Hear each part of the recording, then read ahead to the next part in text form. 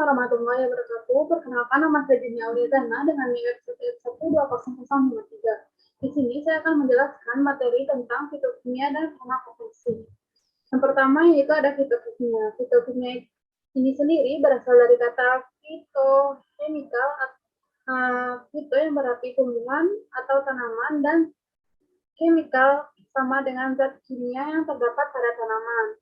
Nah, senyawa fitokimia ini tidak termasuk ke dalam zat gizi karena bukan berupa karbohidrat, protein, lemak, vitamin, mineral, maupun air. Nah, setiap tumbuhan atau tanaman mengandung sejenis zat yang disebut dengan fitokimia, yang merupakan zat kimia alami yang terdapat di dalam tumbuhan dan dapat memberikan rasa aroma ataupun warna pada tumbuhan tersebut. Nah, fitokimia ini ilmu yang mempelajari berbagai senyawa organik yang dibentuk dan disimpan oleh tumbuhan, yaitu tentang struktur kimia, biosintesis, perubahan, dan metabolisme, serta penyebaran secara alami dan fungsi biologis dari senyawa organik.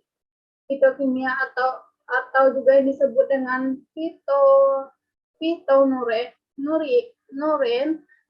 dalam arti yaitu segala jenis kimia atau nutrien yang diturunkan dari sumber tumbuhan, termasuk sayuran dan buah-buahan.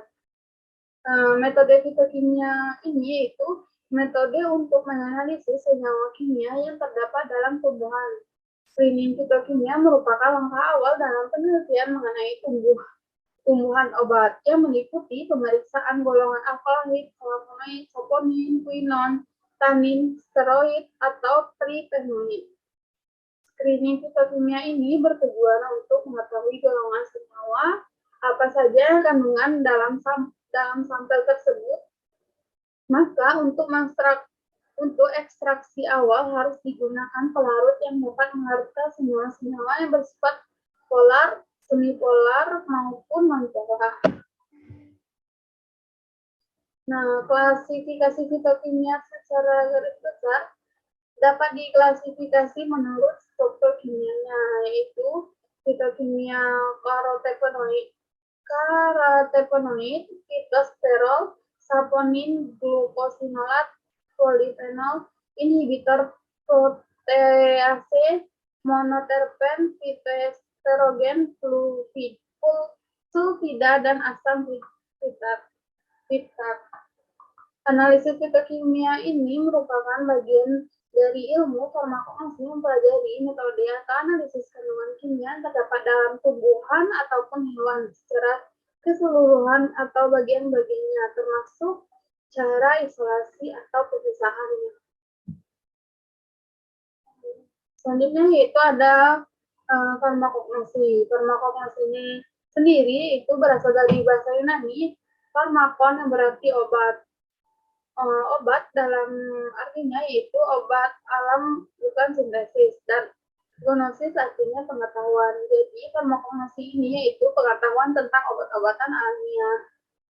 Nah, farmakognosi itu ilmu pengetahuan yang menyelidiki bahan-bahan baik berasal dari tumbuh-tumbuhan maupun hewan, dan juga beberapa mineral yang mempunyai khasiatnya sebagai obat.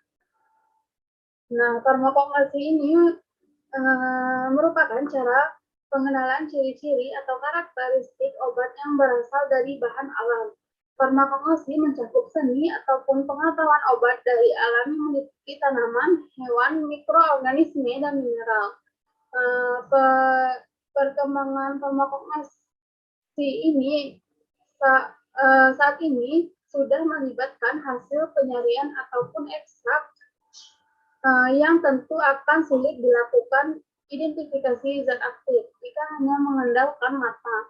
Dengan demikian, cara identifikasi juga semakin berkembang dengan menggunakan alat-alat kimia dan fisika. Nah, tujuan farmakognosi ini itu dapat memahami konsep-konsep dalam farmakognosi, ruang lingkup, serta hubungannya dengan ilmu-ilmu pengetahuan lain, dan juga mampu memanfaatkan dalam melakukan analisis dan evaluasi bahan obat alami. Peran farmakognosi ini yaitu penggunaan tumbuhan obat sebagai obat di Indonesia telah meningkat. Akan tetapi dalam penggunaannya masih banyak hanya sebatas pengalaman yang diturunkan dari nenek moyang.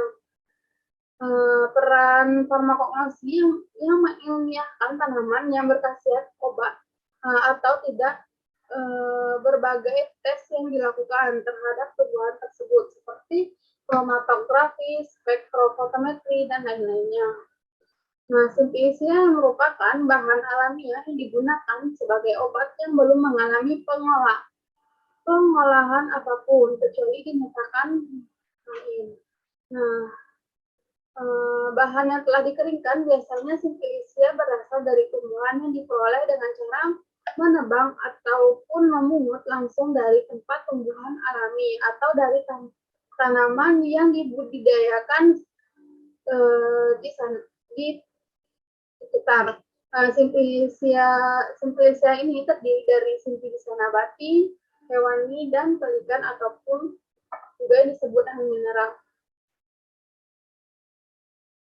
Baiklah, itulah materi yang dapat saya sampaikan.